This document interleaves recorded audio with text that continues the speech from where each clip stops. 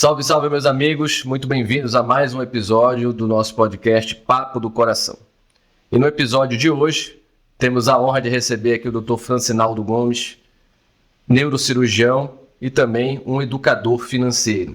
Francinaldo, muito bem-vindo. Fala um pouco sobre você, fala um pouco sobre a sua história, como ocorreu essa sua ligação, né? Essa sua migração da medicina para a área de finanças e trabalhar isso junto. Oi, Rodrigo, obrigado pelo convite. Obrigado, pessoal que está aí nos ouvindo, pessoal que está nos assistindo. É uma honra poder compartilhar com vocês aí um pouco da minha história. Bom, eu sou do interior aqui do estado do Pará. Na verdade, eu sou do interior, né? Eu sou do Piquearana-Miri, que é interior de Abaetetuba, que é interior aqui do estado. Eu nasci de família humilde, fiquei órfão de mãe logo no no segundo ano de vida. E aí passei a morar com meus avós. E em casa a gente sempre teve muitas privações. A gente nunca passou fome, mas sempre tivemos muitas privações. E eu desde criança, eu sempre gostei muito de estudar, sempre fui uma pessoa muito curiosa, muito, digamos assim, inquieta com as coisas. Em casa a filosofia era: filho de pobre tem que trabalhar e não estudar. Então eu encontrei muita resistência no seio da família para estudar. Muitas vezes eu tinha que estudar de madrugada e etc. para poder ter um bom desempenho. E aí eu fui estudando. Quando cheguei na 8ª série, sempre estudando em colégio público, eu comecei a gostar da biologia. E aí eu falei, poxa, olha que legal, isso aqui, estudar células, seres vivos. E aí comecei a me interessar e na 8ª série eu decidi que eu queria ser médico. Veio aquele negócio assim, aquele furor, eu disse, eu quero ser médico. E aí falei isso na família, né? Não foi levado muito a sério a ideia, né? Até porque não tinha nenhum antecedente na família de alguém que tivesse sequer terminado o 2º grau. E eu continuei, estudei o 1º ano, 2º ano. Quando foi no final do 2º ano, eu decidi que eu ia fazer vestibular, tudo. Só que estudava em colégio público, em Abaetetuba. Tive que me mudar para Belém, mas não tinha condições financeiras para fazer isso. E foi bem difícil, mas eu contei muito com a ajuda de familiares e parentes aqui para poder estudar no extinto Colégio Cearense, que hoje, né, já não tem mais. E eu estudei lá com muita dificuldade, consegui concluir o 3º ano e fiz então o vestibular para medicina em 1992. 1993 foi quando eu entrei, perdão. E aí eu fui o primeiro lugar de medicina da Federal. Olha só. Tá? Entrei para a faculdade, cursei com muita dificuldade também por questões financeiras, porque eu nunca recebi educação financeira na família. E aí, logo cedo, eu entrei para o laboratório de neurofisiologia e decidi que eu queria ser neurocirurgião, né? Também gostava muito do sistema nervoso e tal. E aí eu fui levando a faculdade, constituí família no 3º ano de faculdade. No 3º ano de faculdade? Já no 3º ano nasceu a minha filha Sara, que hoje tem 28 anos. Mas eu contei muito com a ajuda dos pais da minha esposa para poder, porque eu não tinha condições, né? Estudar, você sabe que o curso de medicina é um curso que te toma praticamente todo o tempo. E aí, quando eu me formei, então, em 1998, eu fui para o Exército. Fui cumprir o serviço militar na cidade de Marabá. E aí, Rodrigo, eu experimentei um boom financeiro. De repente, uma pessoa que não gerava nada, não tinha nada de receita, começou a ganhar muito, né? Porque trabalhava no Exército, já recebia um bom valor e trabalhava nos outros postos de saúde, hospitais da cidade, que tinha outros empregos. Para ele ter um boom financeiro. De uma hora para outra, foi uma mudança assim enorme aí de padrão de vida, só que sem nenhum conhecimento financeiro. Então foi aquela que eu falo, né? Foi aquela gastança. Foi aquela festa, né? Aquela festa. Claro, muitas coisas boas. Eu pude trazer a minha filha e minha esposa para morarem comigo, pude dar conforto para elas e tal. Pude realizar uma série de desejos e necessidades que até então não podia, mas não tinha nenhum cuidado com dinheiro. Não sabia quanto ganhava, não sabia quanto gastava, não sabia para onde ia. Era uma coisa bem solta, assim, bem desorganizada. E aí, quando eu terminei o serviço militar, eu até consegui constituir um pé de meiazinho. E aí eu voltei aqui para Belém, fiz o mestrado em neurociências, que eu já estava quase pronto. E aí, em 2001, eu fui para São Paulo para fazer residência de neurocirurgia. sem família, sem conhecer nada. Aí depois de 6 meses eu levei minha família, mas não conhecia nada da cidade, não tinha parente lá e tal. Trabalhei muito, consegui melhorar um pouco o meu pé de meia, e aí em 2003 eu entrei para a residência de neurocirurgia da Escola Paulista de Medicina.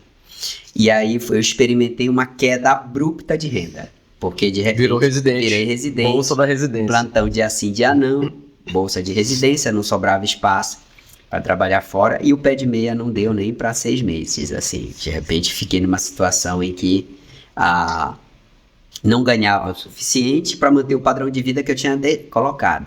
E aquilo começou a ficar pesado, começaram a atrasar mensalidades de colégio, aluguel, cartões, empréstimos e financiamentos, e foi até que chegou um ponto onde não foi possível mais negociar nada, honrar nada.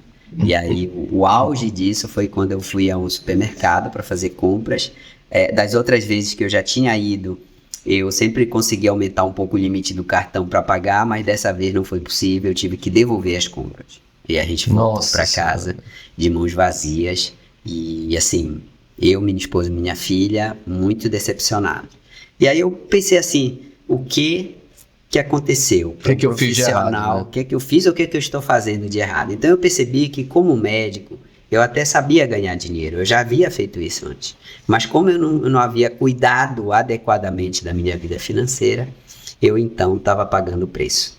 E foi aí então meu turning point, o meu ponto de virada. Foi onde eu percebi que eu precisava aprender a lidar com o dinheiro. E aí iniciaram uma série de mudanças comportamentais e educacionais que se traduziram na razão pela qual estou aqui hoje. Então, várias reestruturações dentro de casa, em termos de gasto, em termos de custo, para reduzir custo, negociação de dívidas e débitos com os credores para poder ir quitando, e aumento de renda, trabalhando até um pouco mais, renda extra, férias, e etc. Isso aí precisou, na verdade, uma nova conscientização da família como um todo. Todo mundo precisa participar da sua. Então, no final das contas, enriquecer faz bem à saúde, Francinaldo. Sem dúvida nenhuma, né? Porque hoje todo mundo já percebe, em termos, já tem até vários estudos mostrando, né, que preocupações financeiras aumentam o risco, inclusive de problemas cardiovasculares, né? Por questões psiquiátricas. A gente vê hoje cada vez os colegas mais jovens colocando stent, estressados, dependentes de determinadas substâncias e etc. E aí eu busquei, viu, Rodrigo, muita educação. Então eu realmente me dediquei, assim, nos poucos intervalos que eu tinha livre, assim, um final de semana livre, muitas vezes, eu ia fazer um curso de finanças, eu ia fazer um curso de bolsa de valores, um curso de fundos imobiliários, um curso de mercado de opções, que eu trabalho muito hoje. Então eu fui adquirindo esse conhecimento, cheguei a fazer um MBA em Finanças e Gestão de Investimentos na FGV, e eu vi que esse problema pelo qual eu estava passando não era só meu, era uma coisa geral, era uma coisa de talvez toda a nossa classe e de muitos brasileiros.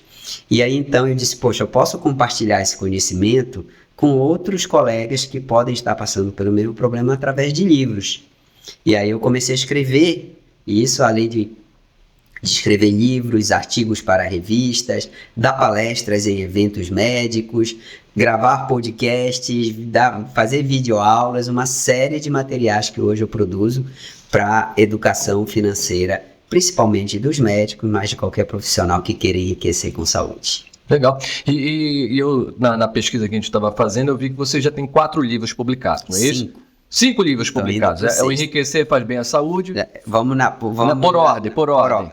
2012 eu publiquei o livro Bolsa de Valores para Médicos. 2012, certo. Junto com o Dr. Francisco Vaz. Ele foi o primeiro. Ensina que é possível um médico fazer o dinheiro dele trabalhar para ele utilizando o mercado financeiro, o mercado de ações. Legal. Em 2017 eu publiquei o livro Finanças de Consultório, Como Maximizar os Resultados. Por quê? Porque o médico, além de ter que saber cuidar das suas finanças pessoais, 65% dos médicos têm consultório e eles não sabem cuidar dos seus consultórios e das suas clínicas. Aí, em 2018, eu publiquei o Enriquecer Faz Bem à Saúde, que é talvez o meu livro mais conhecido. E que ficou o nome do curso, de palestras e etc. Aí, em 2022, em 2020, no auge da pandemia, eu publiquei o livro Imunidade a Crises, que é como você ganhar com a queda em momentos de crise. Estratégias de investimento voltadas para quedas. Aquele momento do pico da pandemia foi um momento assim de desespero total, com bolsa despencando, os investimentos indo para o vermelho, derretendo, o povo enlouquecido, né? E aí em 2022 eu publiquei, bom, só para você entender um pouco, de 2020 para 2022 eu mudei um pouco, por uma série de percepções que eu tive, até por conta da pandemia. Eu percebi, meu time, né? Eu tô falando aqui, mas eu tenho todo o time que trabalha comigo. Eu percebi que o médico não é só carente na parte dos investimentos. Então, eu sempre trabalhei muito essa parte, finanças e investimentos, que veio até 2020. De 2020 até 2022, eu percebi que o médico é carente em 4 aspectos, que é... Primeiro, ele não sabe criar negócios de sucesso, ele só sabe trabalhar para os outros. Ele não sabe aumentar o faturamento dele, ou seja, ele não sabe gerir nem fazer seu marketing. O médico não sabe fazer seu marketing, ele não sabe se vender. Não sabe cobrar. Não sabe. Não sabe. E ele não sabe fazer o dinheiro dele trabalhar para ele, que é o ponto dos investimentos, e ele não sabe gerenciar o tempo. Ele é um péssimo gestor de tempo. Então eu percebi que eu podia melhorar ainda mais essa transmissão de conhecimento se eu trabalhasse esses 4 pilares e não só mais o pilar financeiro. E aí eu pensei assim, bom, o médico que além de ser bom tecnicamente, já ser bem qualificado, se ele souber essas 4 habilidades, ele vai se tornar um metamédico, que é um médico que é além do normal, além do convencional. E esse foi o tema do meu 5º livro, Metamédico, um novo conceito, que é a evolução do médico convencional. É o médico que, além de ser bom tecnicamente, ele sabe criar negócios de sucesso, aumentar o faturamento, fazer o dinheiro dele trabalhar para ele e gerenciar o tempo. Então esse é o meu 5º livro. O 6º, que vai sair esse ano, aliás, esse ano saiu a 2ª edição do Bolsa de Valores, que lançou em 2012, e vai sair agora em outubro, aí possivelmente, a cereja do bolo, que ensina vocês a remunerar o seu capital em qualquer cenário de mercado. Então esse vai ser o 6º. Que legal, muito bacana. É uma... A sequência de raciocínio, né? E é interessante esse ponto que você tocou em relação à gestão do tempo, né? Exato. Eu posso te dizer, eu tenho essa dificuldade, né? A gente vai trocando, às vezes a gente está numa zona de conforto que a gente aceita aquela situação, aquela rotina do dia a dia, e qualquer mudança já te causa um transtorno grande porque tu não vai conseguir encaixar, né? E aí, há um tempinho atrás, a gerente do banco me ligou. Doutor, tudo bem com o senhor? Tudo bem, como é que vai? O senhor está precisando de alguma coisa aqui do nosso banco e tal? Olha, estou à disposição. Aí eu falei assim, olha, pensando aqui, eu acho que sim, viu? Eu acho que tu pode me ajudar. Aí ela falou assim, o senhor está precisando de algum dinheiro para financiamento, quer comprar uma casa, trocar de carro? Eu falei assim, não, estou precisando de 4 horas a mais por dia, tu consegue me emprestar? Aí ela falou assim, doutor, esse produto a gente ainda não tem aqui. Eu falei, quando tu tiveres, tu me fala, porque eu estou precisando de 4 horinhas a mais para poder gerenciar tudo que está acontecendo ao mesmo tempo. Porque a gente como você falou, né? O médico, de uma forma geral, ele se acomoda em trabalhar para os outros, ele se acomoda em fazer o serviço dele na casa dos outros. Por quê? Porque ele não quer ter o trabalho de planejar, o trabalho de organizar, o trabalho de fazer a gestão, né? Exato. Mas a gente esquece, e aí vem a minha visão, e eu quero ver tua opinião a respeito disso, que a nossa carreira em si, ela é uma empresa.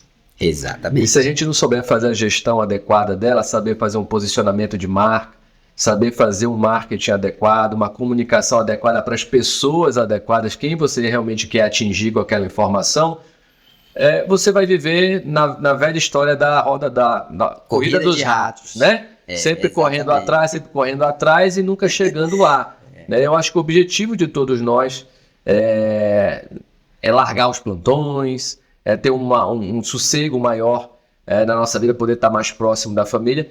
Só que, efetivamente, ali no dia a dia, o momento de maior produtividade na nossa carreira é o momento em que nossos filhos estão pequenos ainda. Né? Exatamente. Na maioria das vezes. Né? E a gente sacrifica esses momentos de estar com eles, muitas vezes para eu preciso dar uma vida melhor para o meu filho, eu preciso dar o colégio que eu não tive, eu preciso dar a viagem que eu não pude fazer, eu preciso dar o brinquedo que eu não tive. Então a gente vive muito isso, a gente quer realizar os nossos sonhos através dos nossos filhos. Né? A tua história de vida lembrou muito a história do meu pai, obviamente já falecido, mas que, apesar de não ter vindo do interior, mas a família dele, a mãe e tudo, vieram do interior, vieram de Cametá, e também tiveram uma vida sofrida ao longo da infância, né?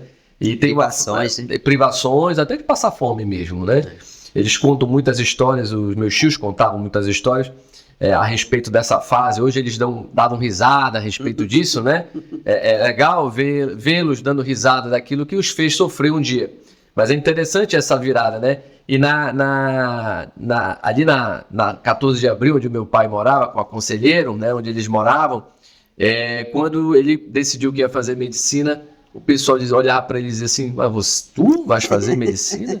Isso é coisa para rico, para filho de rico, para filho de barão, isso não é para ti não. Olha, não tem ninguém médico na tua família, que diabo tu vai querer fazer medicina? Tá doido esse rapaz. E ele foi. Fez medicina, se formou e tudo mais. É uma história muito parecida com a tua, e prosperou, né, na vida, graças a Deus. Hoje, eu sei também, Francinaldo, que você ainda está na Universidade Federal, ainda não é professor, não faz mais aquele só convidado, né? Mas você milita nessa questão das finanças, do empreendedorismo, dentro da faculdade de medicina, que é algo que nós não temos numa forma geral. Eu não tive esse tipo de informação durante a faculdade. Como é que tu enxergas isso, né? Qual é a importância disso? Sem dúvida nenhuma, Rodrigo. Assim, eu costumo dizer para os meus seguidores, para o público que me segue, para todo mundo, que a medicina é um cônjuge extremamente ciumento. Ela não te deixa fazer mais nada se você ceder, né, às pressões do que, o ensino da medicina ele tenta te levar. O que acontece? Eu acreditei nessa falácia durante toda a minha formação. Tenha uma boa formação, invista na sua qualificação técnica e o resto está garantido. Eu ouvi isso, incorporei isso e paguei o preço, tá? Paguei o preço e eu vejo muitos colegas hoje repetindo isso. Não, eu tenho que fazer mais curso disso, mais curso daquilo outro. Falo, rapaz, se tu fizer isso, tu vai enriquecer os outros. Claro, cada um é livre para escolher o que quer fazer. Eu costumo dizer até que a pessoa ela é livre para continuar sendo escrava. Se ela quiser, é problema dela. Mas hoje apenas a qualificação técnica não é mais suficiente para você ter o sucesso na carreira. Ela é importante? É condição hoje sine qua non. Eu digo que virou commodity, né?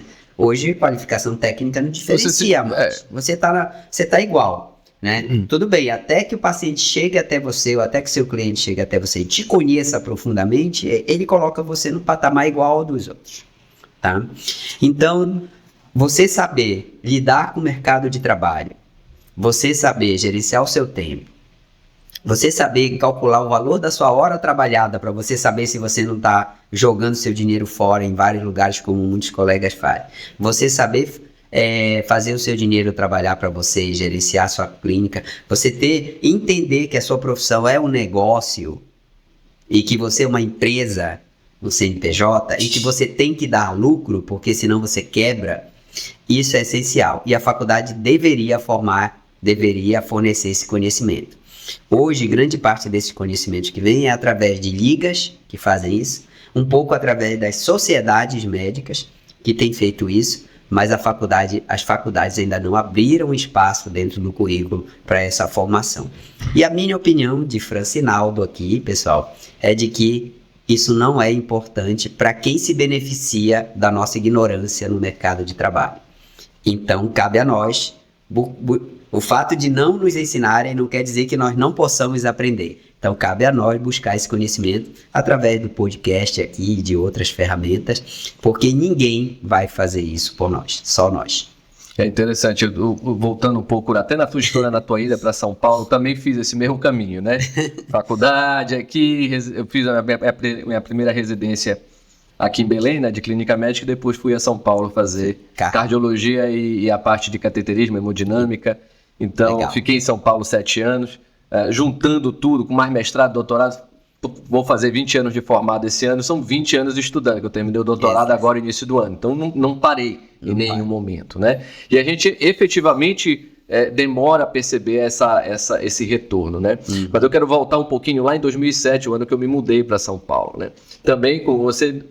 Não tinha família lá, mas obviamente tinha uma retaguarda já melhor aqui dos meus pais, que também são médicos, né? Mas lembro bem, primeiro ano novo, 2007 para 2008 em São Paulo. Naquele período tinha meses que eu até entrava em cheque especial. Todo mês eu usava, tinha o famoso crédito do cheque especial com 10 dias sem juros, não tinha? Tinha. Lembra disso? Exatamente. Pois é, eu usava todo mês aquele troço lá, né?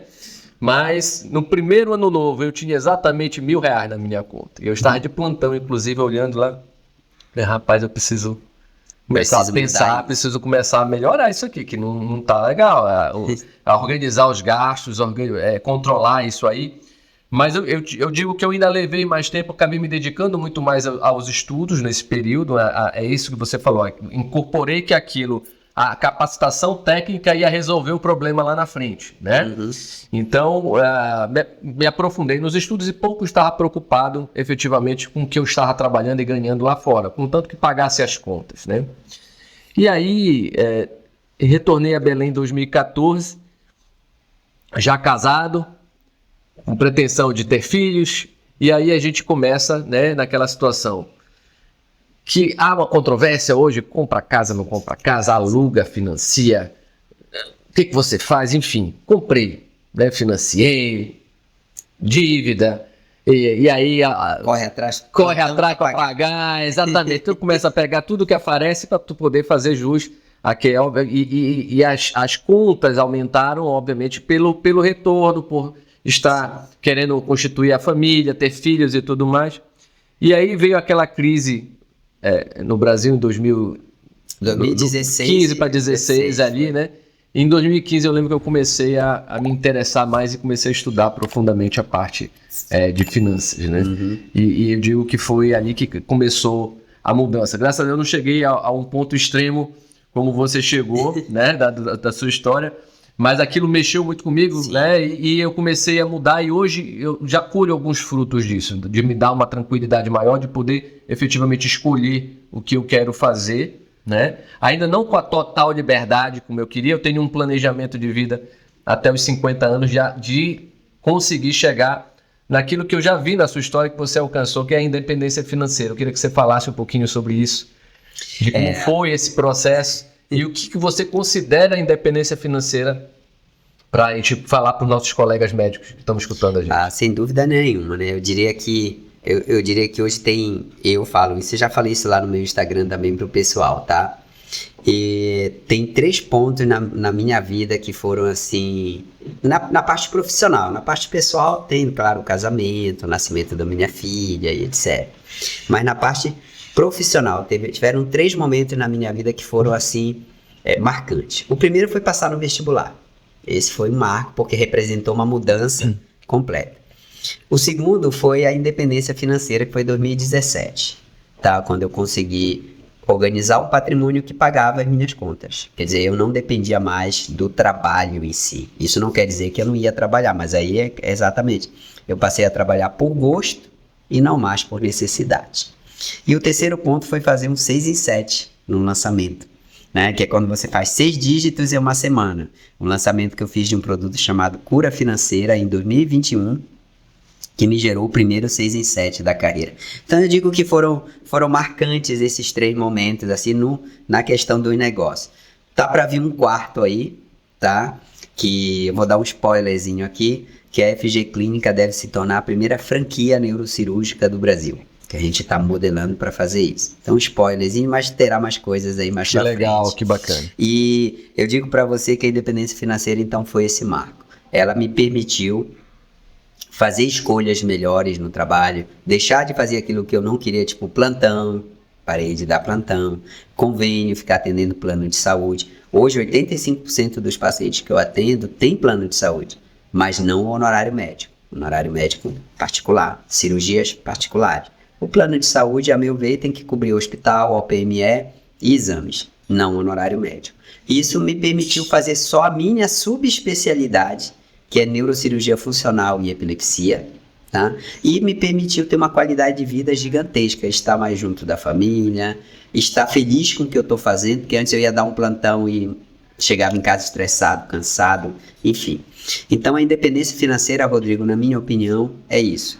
É você ter um patrimônio que te gere renda passiva, ou seja, renda que não depende do seu trabalho, que te permita manter o seu padrão de vida da forma que você desenhou para ele, tá? Eu nem coloco em termos de valores, porque isso depende do padrão de vida de cada um, mas todos nós devemos buscar. Eu digo até o seguinte, se você chegar no final da sua vida, dependendo do INSS, você falhou gravemente com você mesmo, porque você teve a oportunidade de mudar o rumo da sua vida ao longo do caminho. A gente até falou outro dia, no outro episódio aqui, que o INSS, isso nunca será suficiente, não é verdade? Exatamente. Então não dá para a gente ficar contando, e a gente efetivamente não sabe que caminho isso vai tomar ao longo do tempo. A pirâmide populacional está mudando, etária, e a gente não sabe se lá na frente ainda vai existir e de que forma vai ser. Né? O INSS é um esquema Ponzi, né? Ou seja, uma pirâmide. É uma pirâmide, É uma pirâmide respaldada pelo governo, só isso. E a gente não sabe como vai ser lá na frente, né? Eu não tenho certeza, por exemplo, meus filhos vão conseguir um dia se aposentar pelo INSS. Talvez não, talvez nem exista. Pode, né? Pode ser uma complementação de renda, mas você não pode pautar o seu futuro nisso. Você tem que construir a sua independência financeira, para que você possa chegar na sua velhice ou no momento que você achar oportuno e poder curtir a sua vida da forma que você planejou. E essa questão, você deu um spoiler aqui do seu próximo lançamento, né, a cereja do bolo, não é isso? Livro, isso. Isso, então que você, na verdade, fala ali, vai falar provavelmente a respeito de investimentos ou de formas de você ser antifrágil, né? Exatamente, nos investimentos. Nos investimentos. Então, passar pelas crises e aproveitar as crises. Enquanto todo mundo está correndo, você está fazendo igual o Warren Buffett está comprando. Exatamente. Mais ou menos essa ideia. Interessante. Isso é muito interessante, porque a gente viu isso acontecer recentemente, né? Esses eventos cisne-negros, né? Com a pandemia que aconteceu há pouco tempo, a gente viu mercados vermelhos, como chama, né? Exatamente. A queda absurda das bolsas de valores, e muita gente fica sem saber o que fazer nesse momento, né? E aí a importância, como é que tu enxergas aí a importância da pessoa ter esse conhecimento financeiro e não ficar exclusivamente dependendo do seu gerente de banco, exclusivamente dependente do seu assessor financeiro, que, melhor intencionado que seja, ele tem os seus vieses de interesse. Com certeza. E você tem que ter a convicção, a noção disso para aceitar ou não determinada informação, né? Que ele está te passando um determinado produto que ele está querendo te vender. Mas se você não tem nenhum tipo de informação de conhecimento, você vai engolir tudo que vier. Exatamente. E aí, como é que tu costumas trabalhar isso aí? Eu sei que você dá palestras, dá cursos. Como é que tu costuma trabalhar isso na cabeça do nosso colega médico? Eu começo dizendo assim, a melhor pessoa para cuidar do seu dinheiro é você mesmo. É você mesmo. Então pronto, já começa por aí. Qualquer coisa que você terceiriza, você está sujeito a viés. Tá? É claro, nem todo mundo vai querer fazer um MBA em finanças. Não é obrigatório hoje fazer isso. Eu fiz porque eu fiz disso uma segunda profissão, digamos assim. Para mim, eu tinha que ter o respaldo, né, técnico para poder dar palestras, dar aulas e ter a credibilidade. Você sabe que no Brasil as pessoas querem certificados. Sim. Não importa se você sabe muito ou pouco daquilo, você tem que ter um certificado, né? Senão ninguém te leva muito a sério. Apesar de que isso está mudando e é muito bom. Então, Rodrigo, é o seguinte, a melhor pessoa para cuidar do seu dinheiro é você mesmo. Então, no momento que você entender, ou que as pessoas que estão aqui nos ouvindo entenderem, de que uma organização financeira é importante na vida delas, é algo que elas têm que se dedicar, têm que aprender a fazer, elas vão começar a fazer. Assim como a gente entendeu que a medicina é importante, nós fomos atrás. No momento que você entendeu que cuidar do seu filho, da sua família é importante, você foi aprender. Então, com as finanças não é diferente. Então, no nosso curso Enriquecer Faz Bem à Saúde, a gente ensina exatamente isso, do básico, ou seja, desde lá, reserva de emergência, proteção patrimonial, regras para fazer sobrar dinheiro todos os meses, regras para sair do vermelho, coisas que você tem que fazer, até constituir uma carteira de investimentos eficiente, até remunerar essa carteira utilizando estratégias mais elaboradas de mercado, como estratégias com opções, é o que a gente ensina. Por quê? Para que a pessoa entenda que ela não precisa ser um Einstein, ela não precisa ter um QI super alto para fazer isso. Você fazendo feijão com arroz, você já consegue se organizar financeiramente e se libertar de muitas coisas que você não gosta de fazer. É importantíssimo, mas é mais importante você fazer mesmo. O gerente, o assessor de investimentos, ele tem que ser um auxiliar seu. Ele não tem que ser a sua desculpa para não fazer, entendeu? Eu não vou fazer, então eu passo tudo para o outro. Porque cada um tem os seus interesses, cada um tem o seu viés. E essa pessoa, por mais amiga sua, por mais competente que seja, não foi ela que ficou sem comer no plantão, não foi ela que ficou 24 horas fora de casa, não foi ela que esqueceu que não pôde ir no aniversário do filho para poder ganhar o dinheiro. Só você sabe o que passou para ganhar. E nem que esperou 6, 7, 8, 10 meses para receber aquele atendimento do convênio. Ainda veio glosado. Ainda veio glosado uma parte, tem que correr atrás, é verdade. E eu falo aqui até porque a minha filha é assessora de investimentos. A Sara, que hoje tem 28 anos, é uma das melhores assessoras dentro da XP. E eu falo isso para ela que tem viés. Ela é minha filha, né? Então, para vocês verem que o que eu estou falando é realmente o que acontece, tá? Existem produtos que rendem mais para a instituição. E claro, se você está diante ali de uma escolha, dificilmente você não vai escolher entre o seu emprego e o... Isso faz parte, pessoal. O mercado é assim, tá? Agora, no momento que você sabe o que está fazendo, no momento que você entende, aquela pessoa, aquele assessor, aquele gerente, aquele planejador, ele passa a te ajudar. Porque você consegue dialogar com ele de uma forma mais próxima. E fica muito melhor o resultado para os dois. E aí, então, Francinaldo, para a gente tentar fazer aí um mapa, digamos um mapa da mina, né? Um roadmap, né? Obviamente, ao longo da faculdade, até existem oportunidades eventuais de você ser monitor e até receber uma bolsa ou fazer uma iniciação científica e tal. Mas ali já vai mais para você poder comprar um livro, poder pagar suas despesas do dia a dia. Mas falando ali da hora que eu saio da faculdade, da hora que eu caio na vida profissional, né? De que forma você, que mapa da mina ou que roadmap você daria para esse indivíduo já começar desde ali o seu planejamento, de por onde começar, o que seria o mais prático? Porque tem gente que pensa assim, eu preciso ter muito dinheiro para investir. E não é verdade, a gente sabe disso, mas por onde começar? De que forma essa pessoa pode começar a se organizar? Compra logo o carrão do ano, compra o último iPhone que saiu, que tá uma fila louca pro pessoal esperando abrir a loja, já o 16. Como é que é isso aí? De que forma essa pessoa deve começar a mudar a sua mentalidade para que ela venha a prosperar até precocemente poder fazer a medicina muito mais de uma forma, não por amor, porque obviamente todo trabalho tem que ser remunerado, né? Sem dúvida. Não existe isso, essa história do, é sacerdócio, vocês têm que se contentar com quem... Não existe isso. É trabalho, a gente precisa ser remunerado. Mas de que forma, que dica você poderia dar para esse que terminou de se formar, está caindo no mundo de trabalho agora? Bom, excelente essa pergunta. Essa é uma pergunta que eu respondo com muita frequência, porque todo mundo tem essa dúvida, né?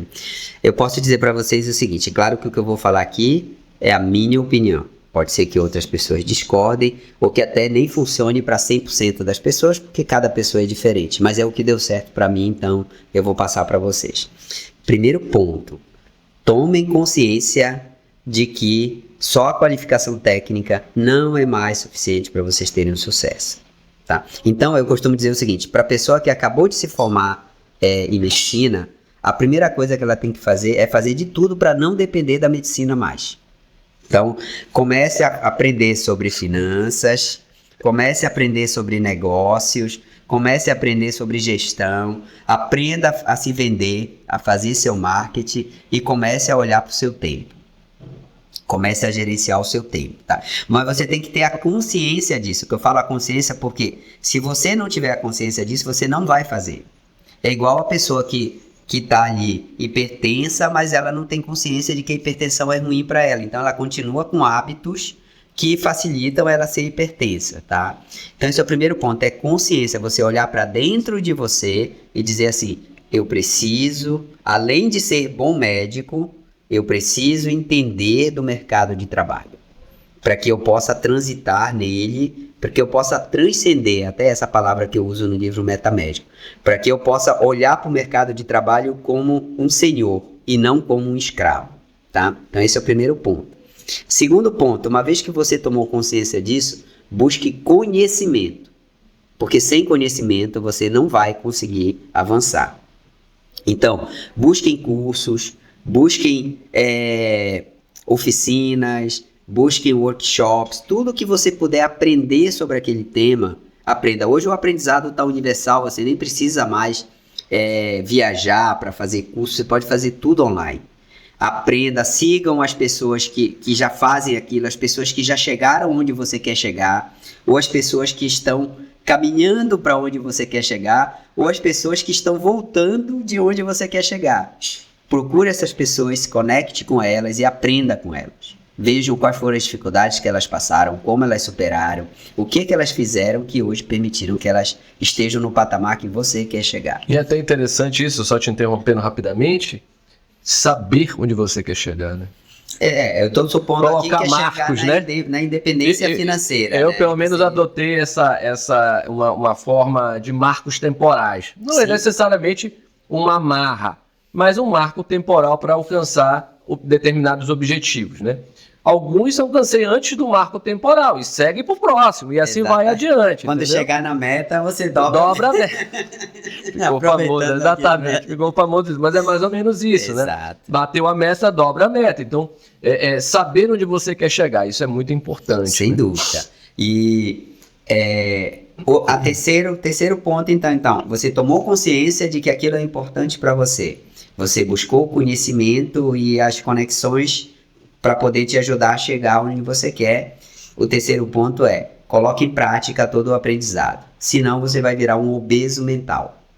A pessoa que sabe muito, que fala muito, mas que não pratica. Ela não consegue abrir uma conta na corretora para começar a investir. Ela não consegue entrar numa rodada de investimentos para adquirir parte de uma empresa que está começando agora. E uma que startup, pode, né, uma startup, ele não consegue comprar um fundo imobiliário, ele não consegue praticar o que ele aprendeu, porque ele fica com medo, né? Ah, meu Deus, se eu comprar essa ação e ela cair, o que é que vai acontecer? Ah, se eu comprar aquela startup, entrar com investimento e ela não explodir lá na frente, não se tornar um unicórnio, o que é que vai acontecer? Então, é importante você colocar em prática. Vejam, pessoal, não tem jeito. Você só vai prosperar se você começar a assumir risco, tá? Assumir risco não é fazer coisas inconsequentes. Você tem que realmente buscar alternativas. Algumas vão dar certo, outras não. Eu perdi muito dinheiro nesse caminho para chegar à independência financeira, tá? Tive vários vieses no meio do caminho que eu tive que lidar com eles, mas a cada viés eu me tornava melhor. A cada viés eu me tornava melhor. A cada perda eu me tornava melhor. E isso chegou um ponto em que a curva inverteu. Aprendeu com o erro. Exato. Corrigiu a rota e seguiu em frente. Eu acho que esse é o objetivo, né? Então, recapitulando, tome consciência de que a sua saúde financeira é importante para você e você precisa cuidar dela. Busque conhecimento com pessoas de referência e que já tenham feito isso, ou que estão fazendo, ou que já fizeram. E pratique. Coloque em prática para você fazer isso. Não precisa de muito dinheiro, comece com o que você tem hoje. Se você tem hoje, te sobra R$100 por mês, comece com R$100. O importante é você criar o hábito. Porque o dia que estiver sobrando 1.000, 2.000, 10.000, 100.000, você já tem um hábito incorporado na sua vida. Eu acho que isso é o mais importante. E aí o resultado virá e você vai poder ser um médico próspero. E vai continuar fazendo a medicina que você sempre quis, só que agora por gosto e não mais por E necessidade. até com maior qualidade, né? Porque vai te sobrar justamente uma das coisas mais caras que tem, que é o tempo. Exatamente. Quando você gasta menos tempo correndo atrás do dinheiro, sobra tempo para você fazer outras coisas. Maravilha, é isso aí, é isso aí.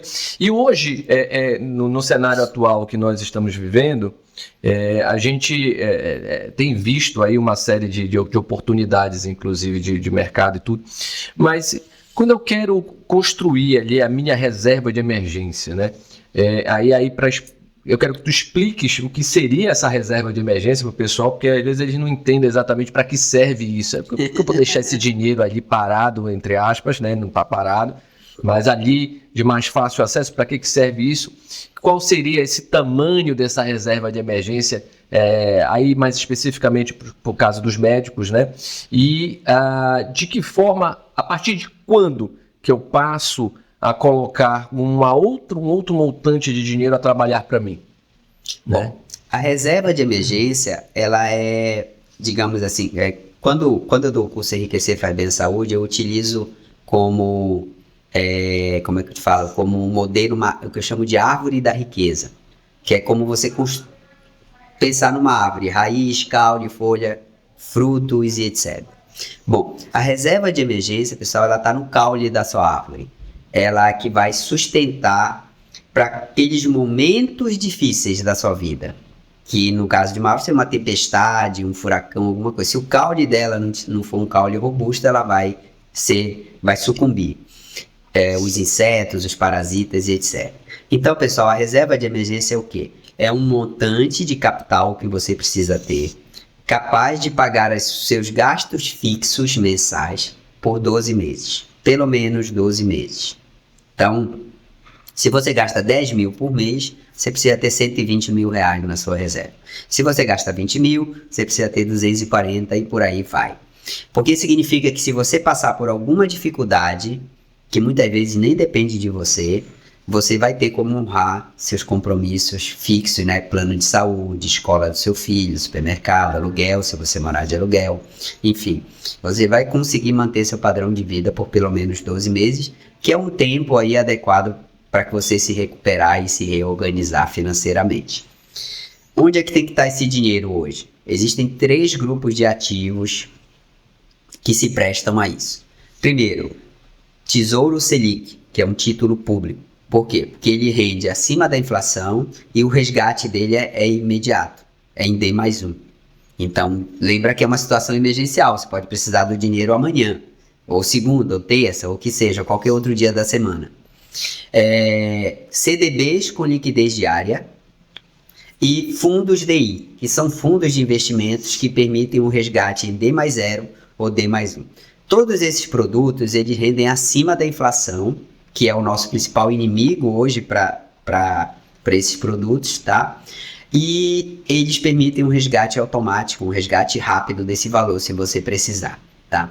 Então, basicamente, a estrutura da reserva é essa. E o ideal é você ter a sua reserva pronta, bonitinha. A partir do momento que você atingiu os 12 meses, aí o restante do dinheiro que você continua acumulando já vai para os seus investimentos.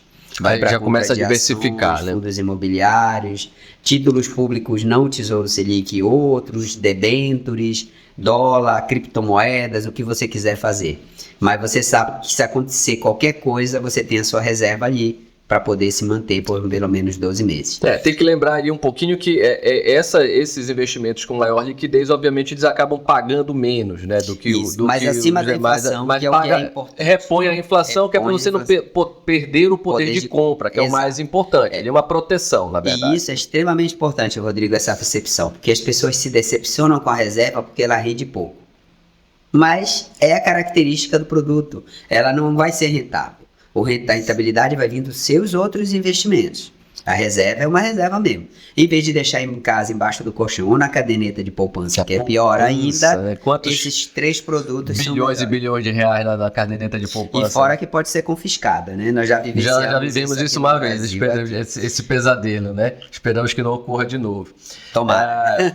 E aí, pra mim, se aconteceu, não tem nada. Não tem nada a poupança, tá tudo certo. E aí, eu passando da reserva de emergência, ok, montei minha reserva de emergência. E agora, Francinaldo, para onde eu vou?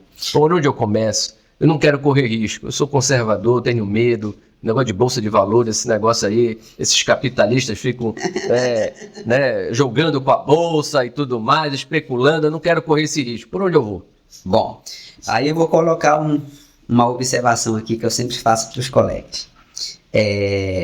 Se você for conservador, você não vai enriquecer. Ponto final, acabou. Aí você... Não tem muito o que a gente conversar não, viu, Rodrigo, sobre isso. Por quê? Porque, pessoal, veja, gente, tudo na vida nossa está atrelado ao risco. Você fazer medicina é um risco. Você deu 6 anos da sua vida em troca de alguma coisa. Se você poderia ter feito um curso de 4, de 3, ou não ter feito curso nenhum. Você sai de casa, você assumiu o risco. Você pode ser atropelado, você pode ser assaltado, enfim. Você fica em casa, você assumiu o risco. Então, a gente está o tempo todo correndo risco. A única maneira de não correr risco é estando morto. E ninguém quer estar morto, tenho certeza disso. Bom, a pessoa que investe de forma conservadora, para ela conseguir enriquecer mesmo, quer dizer, criar um montante, ou ela precisa trabalhar muito para fazer aportes grandes, ou ela precisa esperar muito tempo, em torno de 30 a 40 anos, para poder construir um patrimônio baseado nesse perfil. Por quê? Porque o perfil conservador, a rentabilidade é baixa. E é a rentabilidade que multiplica o seu capital. Nada errado em ser conservador, você só precisa saber disso. Porque senão você vai se programar para daqui a 20 anos e algo só vai acontecer daqui a 40. Você não vai conseguir chegar no seu objetivo. Ou seja, esse patrimônio aí, na verdade, não vai ser teu, não vai ser usufruído por você. Exatamente. Vai ficar para os teus entes. Pois é. Agora, claro, quem quiser ser conservador, que seja, mas tem que saber disso. Agora, pessoal, o perfil que mais se adequa para quem quer enriquecer num curto período de tempo, mas de forma, digamos assim, organizada e protegida, é o perfil moderado ou o perfil agressivo experiente. E para você ter esses dois perfis, você precisa ter conhecimento, que foi o que eu falei anteriormente. Na verdade, Rodrigo, quando eu converso com as pessoas, eu vejo que eles não são conservadores, na verdade, eles são medrosos. É a diferença entre conservador e eufemismo, né? Porque como ele não se tem o conhecimento, veja, eu falo para as pessoas, se você não tem conhecimento, até a caderneta de poupança é perigosa para você.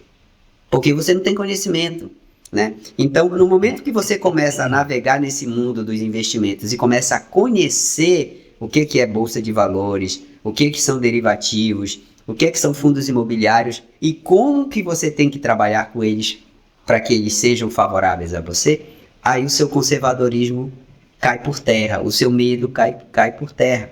Né? Você fez residência médica, tenho certeza que o primeiro cateterismo que você fez, você ficou com medo, porque você não tinha habilidade. Mas hoje você faz com os pés nas costas, tenho certeza disso.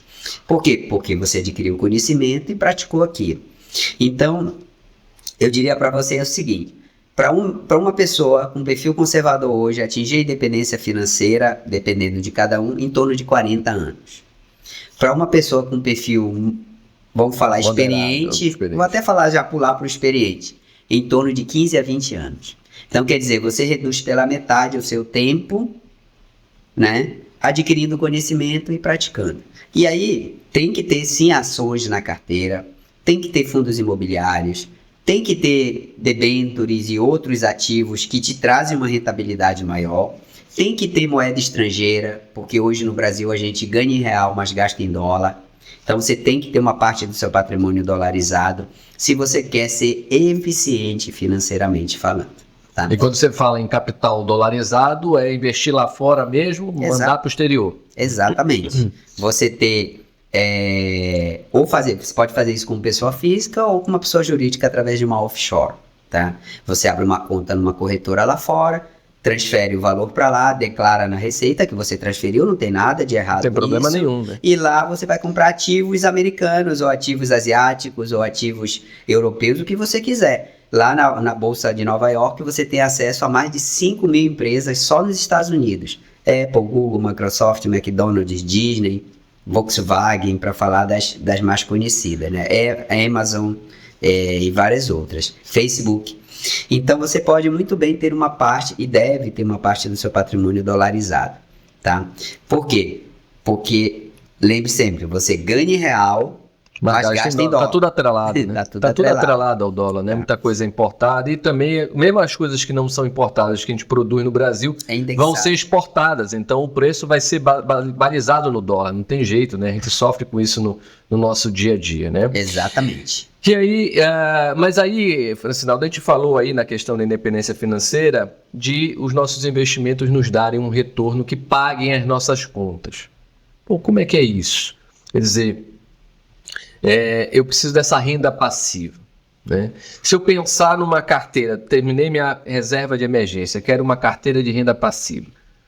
Que produtos aí inicialmente eu deveria usar para que eu pudesse efetivamente usufruir desta renda passiva mensalmente, pensando na independência financeira, mesmo que eu não tenha parado de trabalhar ainda, tá? Mas que eu precise, vamos dizer, eu quero usar uma parte daqueles recursos ali para pagar algumas despesas. Eu quero pagar viagens, supermercado, o que seja um luxo, mas eu quero pagar o colégio das crianças, o plano de saúde, quero que aquela grana esteja garantida todo mês e que venha dos meus rendimentos para pagar aquilo ali, para que não falte. Como eu montaria essa carteira inicialmente, né? De que forma eu posso ter algo que seja que gere essa renda passiva, mas que eu tenha acesso de uma forma mais rápida? Bom, vamos lá. Para montar a carteira, a gente usa o que a gente chama de regra dos 100. Então, como é que funciona? Essa regra dos 100 seria mais ou menos a expectativa de vida de um americano hoje, tá? O brasileiro está chegando já próximo disso também, não está muito longe não.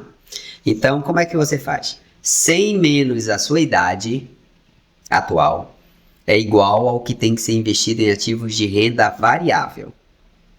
E o equivalente à sua idade, o percentual, seria a renda fixa. Então, vou dar um exemplo aqui. Você tem quantos anos, Rodrigo? 43. 43. Então, suponha que você tenha 10 mil reais para investir hoje. 100 menos 43 dá 57. Então, 57% desses 10, você tem que alocar em ativos de renda variável. Já vou falar deles aqui. E os 43%, ou seja, 4.300, você aloca em ativos de renda fixa, tá? Essa é a primeira regra de alocação. Por quê? Porque o ideal é que quanto mais jovem você seja, mais risco você assuma. E quanto mais velho você fique, mais conservador você se torne. E a regra vai fazer isso automaticamente com você. Aí, dos ativos de renda fixa, você tem os títulos públicos, os produtos bancários e as debêntures. Eles são ativos que têm um risco baixo, porém a rentabilidade é baixa. Aí, quando você vai para os ativos de renda variável, você tem as ações e os fundos imobiliários, principalmente aqui no Brasil. Hoje também já tem as criptomoedas que estão entrando também no mercado. Então, você pegaria dos 10, tiraria 4.300, colocaria nesses ativos de renda fixa e os outros 5.700 você botaria em ações e fundos imobiliários. Por questão matemática e de eficiência, a quantidade de ativos imobiliários deve ser em torno de 10 a 15% da sua carteira, né, da parte de renda variável. Então você pega aí desses 5.700, tira 15%, que daria aí mais ou menos uns 9 mil, compra ativos imobiliários, fundos, o restante ações. Você vê que a ação é o que tem o maior peso. Por quê? Porque as ações são os ativos que mais rendem no longo prazo. Isso é histórico. Tem dados de 200 anos da Bolsa Americana mostrando que, comparado com o título público americano, comparado com ouro, comparado com dólar, com o que você quiser, a ação é o que traz a maior rentabilidade. Só que você tem que deixar o tempo trabalhar para você. Por isso que você precisa começar logo, né? Porque o tempo só está passando. Cedo, melhor, né? E aí, esse valor que está lá em ações, primeiro, quando você compra ações, você se torna sócio da empresa. E como sócio, você começa a receber uma parte do lucro da empresa periodicamente, que são os dividendos. Então, esse dividendo já vai entrando na sua conta sem você precisar fazer nada. E ele já pode ser usado para cobrir determinadas despesas suas, se você quiser, tá? E tem também a questão da valorização das ações, que você pode vendê-las mais para frente a um preço maior. Claro que como ação ela vai variar ao longo do tempo, mas se você comprar ações de empresas boas, empresas saudáveis e lucrativas, elas vão sofrer variação, mas depois elas prosperam, né? Diga-se aí o que aconteceu na pandemia. Muitas empresas foram embaixo, mas se recuperaram e se tornaram lá mais na frente, fortes. né? Na verdade, essa é uma metodologia que, inclusive, o próprio Warren Buffett... É o buy and hold, clássico. Ele faz, né? Então ele analisa o histórico daquelas empresas e vai sempre nas mais clássicas, naquelas que realmente tem um histórico que você imagina lá na frente, essa empresa ainda vai existir? Qual a chance dela sumir completamente? Exatamente. Tem as suas exceções, por exemplo, tivemos o caso da Kodak, que não se adequou às mudanças no mercado e acabou praticamente extinta, né? Mas existem outras aí, como por exemplo a Coca-Cola, que está aí. McDonald's. E vai sumir. Qual a chance da Coca-Cola sumir no longo prazo? Muito provavelmente a gente vai sumir antes da Coca-Cola vir a desaparecer. Mas, então, são esse tipo de empresa que a gente tem que focar, né? São empresas robustas de histórico. Essas aí você faz essa alocação inicial e, eventualmente, ali faz algumas apostas, que vão aparecer oportunidades aí de empresas menores que estão em crescimento. A gente viu recentemente aí o grande crescimento da NVIDIA aí. Isso. Né? E assim, houve já um ajuste recente aí, já com medo de uma bolha em relação à inteligência artificial, houve muito Huawei, muito zoom, e aí a valorização foi acima do esperado, faz parte. Faz parte. E os fundos imobiliários também, Rodrigo, eles são como se fosse assim, né? O fundo imobiliário, ele é uma estrutura de investimento que o fundo compra grandes empreendimentos e aluga para grandes empresas em contratos longos. Então, por exemplo, o fundo ele compra shopping centers, ele compra prédios inteiros, compra galpões, faculdades, terrenos, e ele aluga para Azul, aluga para Magazine Luiza, aluga para para Gol. E são contratos assim de 10 a 20 anos de aluguel. Shopping também a mesma coisa, fica aquele aluguel longo. E todo mês o que rende aquele fundo são tirados os valores das despesas e o que sobra é distribuído para os cotistas do fundo na forma de dividendo também. Então é como se fosse um aluguel de um imóvel, só que você não tem um imóvel. Você tem vários imóveis grandes no Brasil inteiro. Tá? Então, fazendo isso, você começa a criar fluxos de entrada para sua carteira de vários pontos. Então, vem do fundo imobiliário, vem de ações, vem de moeda estrangeira, vem de renda fixa, e aí você começa a se tornar um antifrágil. Porque quando um vai mal, tem o outro que vai bem, entendeu? É assim que a gente faz. Então, não é para ter medo. A questão não é, se você tivesse medo, nem médico você seria. Porque é risco maior do que ser médico hoje no Brasil. Sem dúvida. Né? Agora você precisa procurar conhecimento.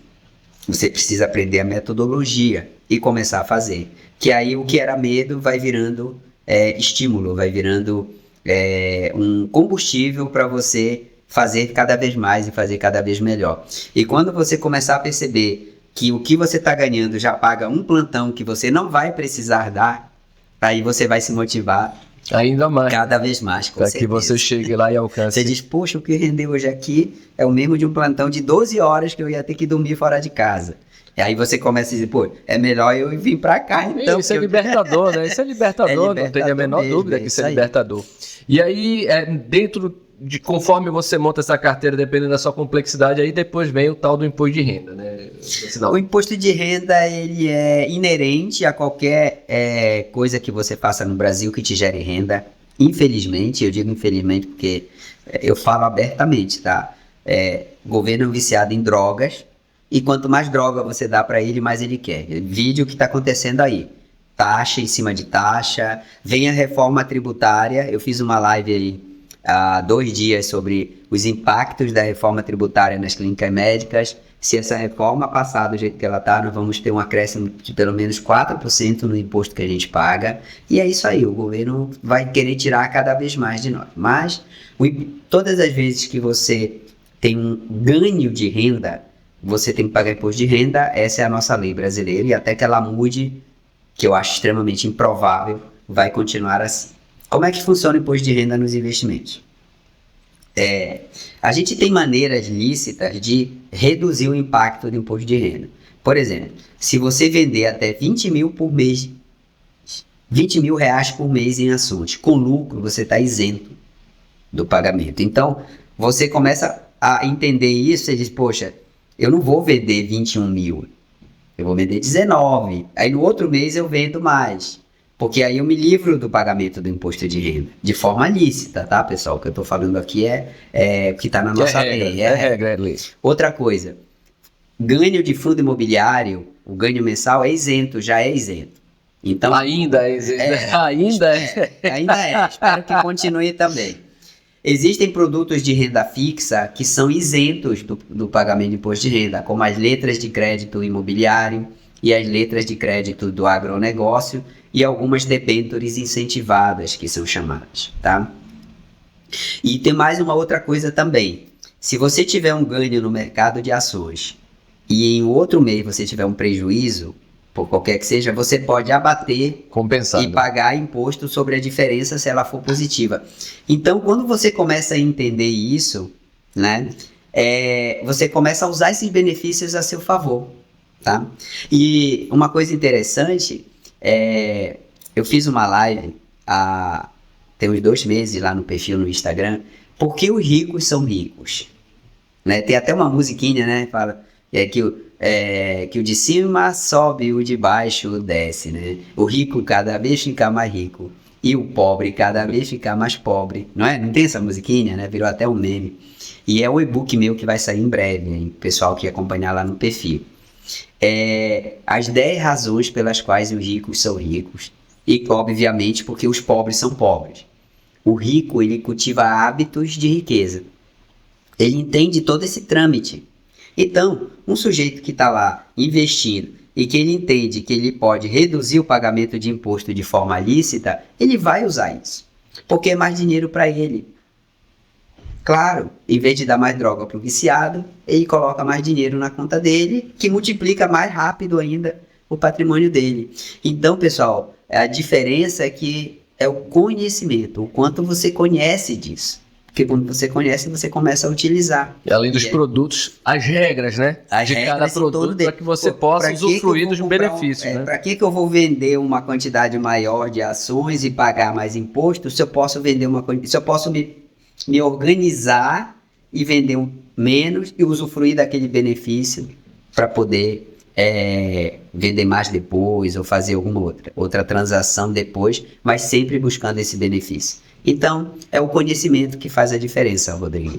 Quanto mais você conhecer das regras, você vai usar as regras a seu favor. É inerente, né? Se você vai jogar futebol, você tem que conhecer as regras do futebol. Se você vai jogar voleibol, você tem que conhecer as regras do voleibol. E assim vai. Nos investimentos não é diferente. Não é diferente, né? E é por isso que os ricos são ricos, gente.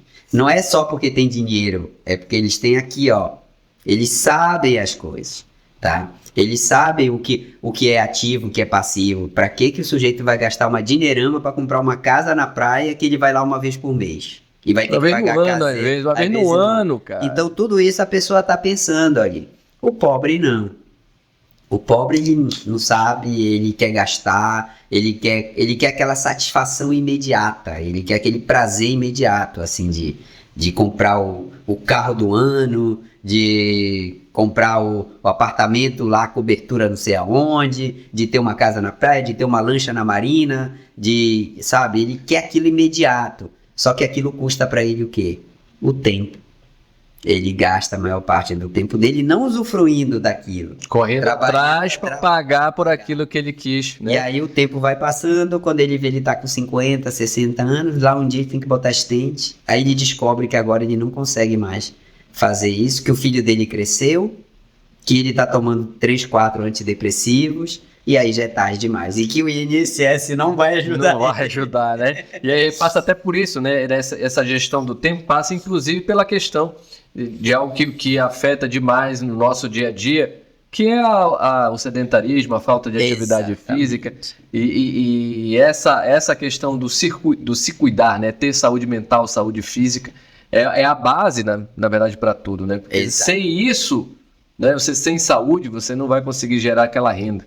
Não vai. Ou do jeito que você fazia. Você é a máquina, né? Você vai passando o tempo, a idade, você vai produzir menos, não tem jeito. A gente vai chegar no nosso pico ali por volta dos 50 anos e depois é ladeira abaixo. Até chegarmos no nosso 70. E a gente ainda encontra, não que eu ache eventualmente que lá pelos meus 70 ou um pouco mais do que isso, se eu conseguir chegar até lá, espero eu, que não esteja mais trabalhando, mas talvez não na mesma intensidade, com hoje, certeza Rodrigo, não. Com certeza. Eu diria até hoje que assim, a gente aqui, eu, você vê que você já tem esse perfil já, você é bem mais novo que você, eu já vou fazer os 50 agora esse ano, mas eu diria que hoje eu nem trabalho mais, hoje eu só faço o que eu gosto. E é diferente. É a minha meta. Exatamente. Mesmo olha, eu vou sair daqui, eu vou no hospital ver uma paciente que vai ser operada. Eu vou com o maior prazer, eu fico lá, eu sento, eu converso, bato papo, troco ideias, falo de coisas, não é aquela coisa corrida, sabe, de chegar e aí, eu tenho que ir em 3, 4, 5 hospitais, oi, tudo bem, tudo bem. Não, porque eu tô fazendo o que eu gosto de fazer, aí é diferente. A sua relação, ela deixa de ser uma relação de trabalho, ela passa a ser uma relação de prazer, tá? Eu sei que grande parte dos colegas que escolheram medicina fazem porque gostam também, né? Mas com o tempo isso vai ficando pesado se você começa a ter que fazer coisas que você não quer fazer ou que você não é de acordo. Então a liberdade financeira te permite isso. Você continuar fazendo medicina se você quiser, se quiser fazer outra coisa, mas você está fazendo o que você gosta. E aí não tem aquele estresse que normalmente tem no trabalho, sabe? Passa a ser uma coisa prazerosa para você e te motiva a seguir em frente. Eu até brinco com meus residentes, né? Eu digo, olha, a minha meta de vida é viver da minha arte. Eles ficam olhando, mas doutor, você já vive da medicina. Eu falei, não é bem isso que eu estou falando. Vocês ainda não entenderam o recado. É viver literalmente da minha arte. Fazer porque gosta, porque quer estar ali, não porque tem que correr atrás para pagar os boletos que teimam em chegar todos os meses. A Francinaldo, o papo tá excelente, estamos chegando aqui ao final da nossa conversa. Tem muito assunto, tem muito assunto para falar sobre isso. Eu queria que você fizesse suas considerações finais, deixasse um recado aí para os nossos jovens médicos e até para os colegas que já estão com uma idade a mais. Nunca é tarde para a gente fazer a virada. Eu posso dar um exemplo dentro da minha casa, da minha mãe, que há alguns anos atrás, a gente, por planejamento financeiro, até por questões de imposto de renda, previdência privada, uma PGBL, redução, você pode ter benefícios anuais de redução do pagamento do imposto de renda, com aqueles 12% da renda bruta. Começamos a trabalhar isso, ela conseguiu uma redução, pagar menos imposto de renda, né? E um dia ela veio conversar ao longo já de uns 2, 3 anos, ela, Rodrigo, veja para mim, meu filho, quanto tem lá naquela conta que todo mês eu deposito X, que é da Previdência Privada. Aí eu abri a conta no celular, mostrei para ela, meu Deus, eu nunca tive esse dinheiro na vida guardado. Tomou um susto. Né? Isso, ou seja, com 70 anos. Então nunca é tarde para a gente começar. Eu queria que você deixasse suas considerações finais, por favor. Sem dúvida, né? Para o pessoal que meio que já está querendo jogar a toalha, exatamente essa é a mensagem. Então, alguns exemplos para vocês. Hein? O Ray Kroc criou o McDonald's depois dos 50 anos. Tinha 52 na época, quando ele criou. Então, vejam, né? 50 anos, aqui o pessoal já está contando os dias para aposentar. O próprio Silvio Santos, que faleceu aí há pouco tempo, quando ele fundou o SBT, ele já estava próximo dos 50 ou por aí, né? Então tem várias histórias, claro, tem pessoas que criaram coisas na juventude, mas a maioria, né, criou e consolidou, né, sua riqueza, sua independência financeira mais tardia. Então nunca é tarde, desde que você comece logo, porque senão só vai ficar mais curto. O tempo é por causa do tempo, né? Agora, para quem está começando, ou para quem quer começar, eu vou dizer o seguinte, para finalizar. O médico que não cuida do seu dinheiro, ou que não cuida das suas finanças, vai passar a vida sendo escravo daqueles que cuidam. Então é uma escolha. Ou você quer ser senhor da sua vida, ou você quer ser escravo. A escolha é sua. A escolha é de todos nós. A gente pode escolher ser bom médico, ser bom profissional e ser rico, ser próspero. Ou a gente pode escolher ficar trabalhando a vida inteira e no final da vida depender do INSS para pagar as contas. Ou dos outros, dos filhos, dos filhos, ser um peso para alguém aí. Todos nós, não importa de onde a gente veio. Isso não diz onde a gente pode chegar. Depende de cada um tomar as atitudes necessárias para poder mudar a história da sua vida e ser uma pessoa próspera e produzir riqueza aí que a humanidade precisa. Muito bacana. E onde que a gente pode encontrar mais informações a teu respeito? As redes sociais, fala um pouquinho disso. Vamos lá, redes sociais. Instagram, @francinaldo_metamédico, sem acento, tá? Visite a plataforma www.manadarica.com.br. Eu falo que ela é o Netflix da carreira médica.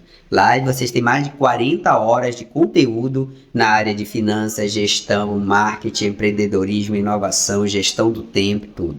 Vocês têm 7 dias gratuitos para usar. Depois, quem achar que vale a pena pode fazer assinatura. Nós temos vários planos de assinatura. Inclusive os cursos lá, o Enriquecer Faz Bem à Saúde, A Cereja do Bolo, Cura Financeira, todos esses cursos estão dentro da plataforma, tá bom? E também o YouTube, o canal chama Manada Rica no YouTube. Então vocês podem acessar lá para assistir os vídeos, para assistir as lives que a gente faz por lá.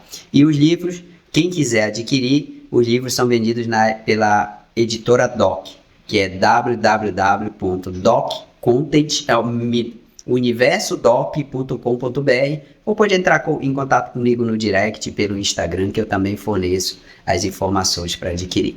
Maravilha. Francinaldo, muito obrigado pelo bate-papo de hoje. Estamos juntos. Turma, a gente vai ficando por aqui. Quero agradecer mais uma vez você que ficou até agora, escutando e vendo esse conteúdo aí rico em informações para você, médico e não médico, né? Isso não é exclusivo para os médicos, a gente fala aqui por conta da profissão, mas serve a todas as profissões, da forma de mudar a sua mentalidade, seu mindset, para que você prospere também. Veja que é possível, independente de onde você veio, trace uma rota, trace uma meta que você vai chegar lá. Se inscreva no canal, fique alerta às notificações dos próximos episódios e mais uma vez, muito obrigado aqui por participar do nosso Papo do Coração.